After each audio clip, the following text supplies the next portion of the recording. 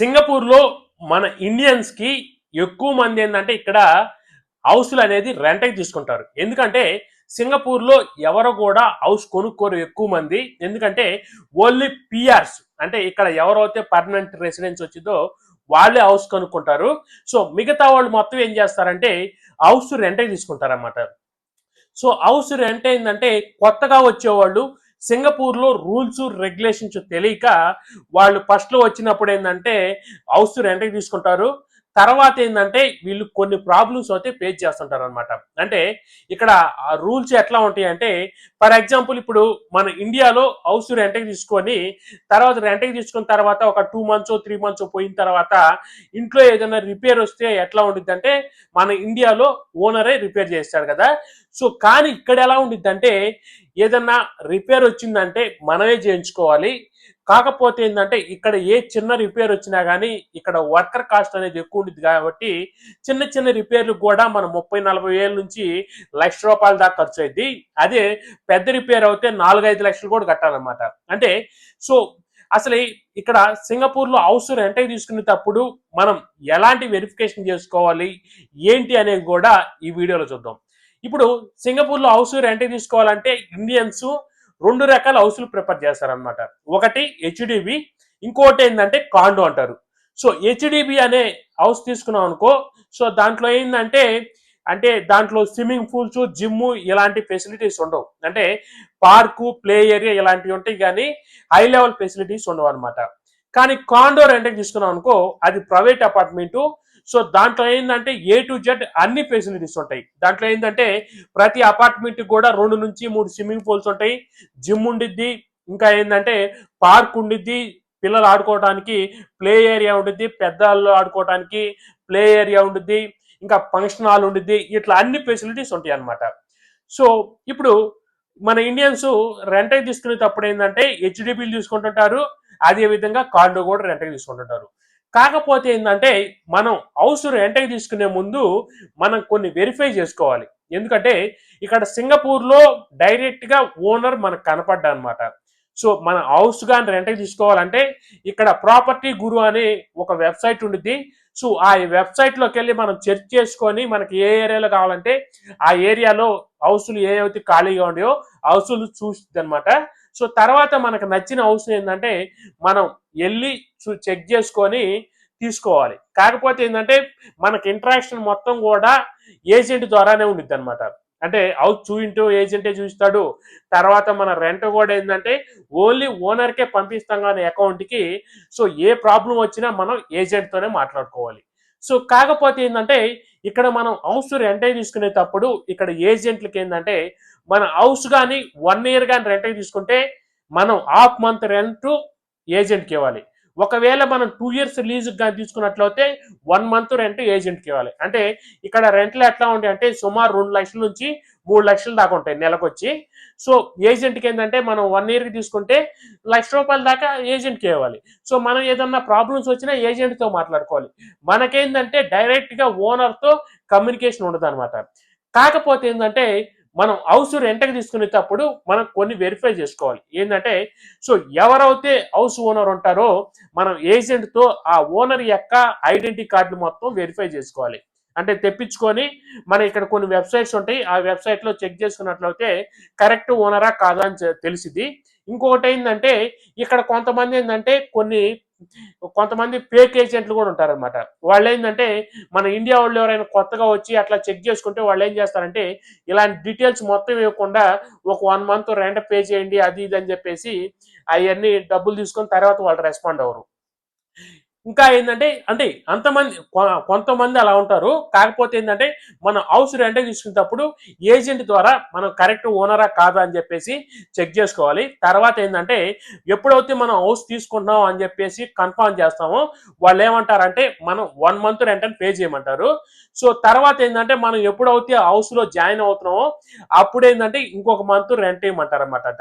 అంటే ఈ 2 నెలల్లో ఏంటంటే ఒక 1 మంత్ రెంట్ ఏమో అడ్వాన్స్ రెంట్, ఇంకొక 1 మంత్ రెంట్ ఏమో డిపాజిట్ అనమాట. సో అప్పుడు వాళ్ళు ఏం చేస్తారంటే మనకి ఒక అగ్రిమెంట్ రాసిస్తారు. సో ఫస్ట్ మనం చేయాల్సిన పని ఏంటంటే అగ్రిమెంట్ అనేది కేర్ఫుల్ గా చదవాలి. అంటే అది అరగంట పట్టినా గంట పట్టినా ప్రతి పాయింట్ కూడా చదువుకోవాలి. ఎందుకంటే అగ్రిమెంట్ లో ఏవైతే పాయింట్స్ మెన్షన్ చేశారో తర్వాత హౌస్ లో ఏ ప్రాబ్లం వచ్చినా మనమే రిపేర్ చేయించాలి. సో అప్పుడు మనం చదువుకొని ఏదైనా డౌట్స్ ఉంటే ఫస్ట్ గానే అంటే మనం అడ్వాన్స్ పే చేయక ముందే మనం ఏజెంట్ తో మాట్లాడుకోవాలన్నమాట. సో అగ్రిమెంట్ చదువుకున్నాం, మనం హౌస్ లో జాయిన్ అయ్యాం. అగ్రిమెంట్లో ఏముండిద్ది అంటే హౌస్ తీసుకున్న తర్వాత 1 మంత్ వరకు హౌస్ లో ఏదైనా ప్రాబ్లం వచ్చినా ఓనరే చేయిస్తాడని ఉండిద్ది. తర్వాత ఏంటంటే మనం చేయించాలని ఉండిద్ది అనమాట. సో ఇలాంటి పాయింట్స్ అన్ని ఉంటాయి. సో మనకేంటంటే మనం ఆ పాయింట్స్ అన్ని చదవకుండా మన ఇండియాలో ఓనరే రిపేర్ చేస్తారు ఏదైనా ప్రాబ్లం వచ్చినా అని చెప్పేసి మనం కూడా అదే మెంటాలిటీతో ఆ అగ్రిమెంట్ అనేది సరిగ్గా చదవక మనం జాయిన్ అవుతాం. కాకపోతే ఏంటంటే 2 మంత్స్ 3 మంత్స్ ఏదో చిన్న రిపేర్ వచ్చింది. రిపేర్ వచ్చినప్పుడు ఏంటంటే మనం ఓనర్తో చెబుతాం ఇట్లా రిపేర్ వచ్చిందంటే ఓనర్ ఏం చేస్తాడంటే ఫస్ట్ మనతో ఏం మాట్లాడు. సో వచ్చి డ్యామేజ్ చూసుకుంటాడు. సో తర్వాత వెళ్ళి ఆ డ్యామేజ్ ఫోటోలు తీసుకొని వెళ్ళి అక్కడ ఏదో ఒక ఏజెన్సీతో మాట్లాడుకుంటాడు అది రిపేర్ చేయించడానికి. సో తర్వాత డైరెక్ట్ గా వాళ్ళని రిపేర్ చేసే వాళ్ళని పంపిస్తాడు. సో రిపేర్ చేసి వాళ్ళు అంటే వాళ్ళు స్లిప్ ఇస్తారనమాట ఎంత అయిందని చెప్పేసి. ఓనర్ ఏం చేస్తా అంటే డైరెక్ట్ గా మనం పంపిస్తాడనమాట. పంపించి ఇది మొత్తం మీరు పే చేయమంటారు. అంటే ఇలాంటి ఇష్యూ నేను ఒకటి పే చేశా. అంటే నేను జాయిన్ అయినప్పుడు అంటే నేను కొత్తగా వెళ్ళినప్పుడు సింగపూర్ అక్కడ రూల్స్ రెగ్యులేషన్స్ ఎలా ఉంటాయి తెలియక మన ఇండియన్ మెంటాలిటీతో నేను చిన్న బాత్రూమ్ దగ్గర ఒక చిన్న డ్యామేజ్ ఉంటే నేను అది ఫస్ట్ నేను తీసుకునేటప్పుడు దాని మీద వాళ్ళు ఏం చేశారంటే ఒక ఇదేసారనమాట, మనం పట్టేశారు. సో నేను చెక్ చేసుకోకుండా నేను జాయిన్ అయిపోయా. తర్వాత ఒక 1 మంత్ తర్వాత ఏంటంటే అది డ్యామేజ్ కానొచ్చింది. సో నేను ఓనర్ చెప్పడం జరిగింది అనమాట, ఇట్లా డ్యామేజ్ ఉందంటే. సో అది చిన్న డ్యామేజ్ మన ఇండియాలో అయితే ఆ డ్యామేజ్ ఏంటంటే అంటే చెక్క అనమాట ఉండేది కింద ఫ్లోర్ మీద, ఆ చెక్కలో కొంచెం డ్యామేజ్ వచ్చింది. సో అది బాగు చేయించడానికి ఎంత అయిందంటే 46,000 వేసారనమాట బిల్లు. అంటే సేమ్ రిపేరు మన ఇండియాలో అయితే సుమారు ఒక 1000 రూపాయల్లోనే మొత్తం బాగు చేసిన వాళ్ళకి ఆ చెక్క మొత్తం అయ్యేది. కానీ ఇక్కడ 46,000 తీసుకున్నారు నా దగ్గర. సో ఇలాంటి ప్రాబ్లమ్స్ వస్తాయి అనమాట. అంటే ఎట్లా ఉండిద్ది అంటే ఇక్కడ మన హౌస్ రెంట్ తీసుకుంటే ఇక్కడ ఎన్ని ఏసీలు అవుతూ ఉంటాయో అన్ని ఏసీలు ప్రతి 3 నెలలకి మనం రిపేర్ చేయించాలి. రిపేర్ చేయించలేదనుకో వాళ్ళు ఏంటంటే తర్వాత ఏదైనా ఏసీ వాళ్ళు మనం ఎప్పుడైతే ఖాళీ చేసి వెళ్తాం వాళ్ళు చెక్ చేసుకుంటారు. ఏదైనా రిపేర్ వచ్చిందంటే ఆ డ్యామేజ్ ఖర్చు మనమే వేస్తారు. ఎందుకంటే ఇక్కడ ప్రతిదీ కూడా ఏంటంటే కాస్ట్లీ అనమాట. ఏసీలు తీసుకున్నా కానీ లక్షల్లో ఉంటాయి. సో ఏ చిన్న రిపేర్ వచ్చినా వాళ్ళు కొత్త ఏసీని రీప్లేస్ చేయమని ఉంటారు. సో ఇంకా ఏంటంటే సోఫాలు అవన్నీ వీళ్ళు ఇక్కడ ఫర్నిచర్ కూడా ఇస్తారు. ఇప్పుడు ఫర్ ఎగ్జాంపుల్ ఇప్పుడు ఏదైనా సోఫా ఏదైనా చిన్న డ్యామేజ్ జరిగినా కొంతమంది ఏమంటారంటే డ్యామేజ్ ఖర్చులు ఇవ్వమంటారు. ఆ డ్యామేజ్ ఖర్చులు కూడా ఎలా ఉంటాయంటే $400 $500 ఒక్కొక్కరు $8 ఇవ్వమంటారు. కొంతమంది ఏం చేస్తారంటే అసలు కొత్త సోఫా రీప్లేస్ చేయమని ఉంటారు. ఇంకా ఏంటంటే ఇక్కడ మనకి ఓవెన్స్ అని లేకపోతే ఇప్పుడు విండోస్ కానీ ఏదన్నా స్క్రాచెస్ పడ్డా కానీ వాళ్ళు కొంతమంది ఏంటంటే తక్కువ తీసుకుంటారు, కొంతమంది కొత్త వేయించమంటుంటారు. ఇలాంటి అన్ని కూడా జరుగుతుంటాయి అన్నమాట ఇక్కడ. సో అందువల్ల ఏంటంటే మనం ఎప్పుడైతే హౌస్ తీసుకుంటామో ప్రతిదీ చెక్ చేసుకోవాలి. అంటే మన హౌస్ తీసుకునేటప్పుడు ఫస్ట్ వెళ్ళి మనం హౌస్ మొత్తం వీడియో తీసుకోవాలన్నమాట. అంటే ఒకవేళ ఏదైనా డ్యామేజ్లు ఉంటే మనం వాళ్ళకి తర్వాత చూపించవచ్చు అనమాట. అంటే మేము జాయిన్ అయ్యేటప్పటికే హౌస్లో డ్యామేజ్లు ఉన్నాయి, సో చూడండి అని చెప్పేసి ఫొటోస్ వీడియోస్ తీసుకోవాలి. అలా తీసుకోకుండా మనం తర్వాత డ్యామేజ్ వచ్చినప్పుడు వాళ్ళకి డైరెక్ట్గా మనం డ్యామేజ్ ఉందని చెబితే వాళ్ళు యాక్సెప్ట్ చేయరు అనమాట. డబ్బులు కూడా మనలే కట్టమంటారు. అంటే ఇంకొకటి ఏంటంటే మన హౌస్ ఖాళీ చేసి వెళ్ళేటప్పుడు ఎలా ఉంటుంది అంటే వాళ్ళు ప్రొఫెషనల్ క్లీనింగ్ చేయమంటారు. అంటే ప్రొఫెషనల్ అంటే మనం ఒక ఏజెన్సీని కానీ కాంటాక్ట్ అయిన అడిగితే వాళ్ళు వచ్చేది ఏంటంటే మొత్తం హౌస్ మొత్తం కూడా క్లీన్ చేస్తారనమాట. అంటే వాళ్ళ దగ్గర కొన్ని మిషనరీ ఉంటాయి, గోడలు కానీ లేకపోతే కింద ఫ్లోరు మొత్తం నీట్గా చేస్తారు. కానీ అది చేసినందుకు ఎంతో తెలుసా, $500 $600 తీసుకుంటారు. అంటే సుమారు మన కరెన్సీలో 20,000 నుంచి 30,000 దాకా ఓవర్కి హౌస్ క్లీనింగ్ చేస్తేనే ఉంటుంది అనమాట. సో నాకు తెలిసిన ఒక ఫ్రెండ్ ఏంటంటే వాళ్ళ ఇంట్లో డ్యామేజ్ వచ్చింది.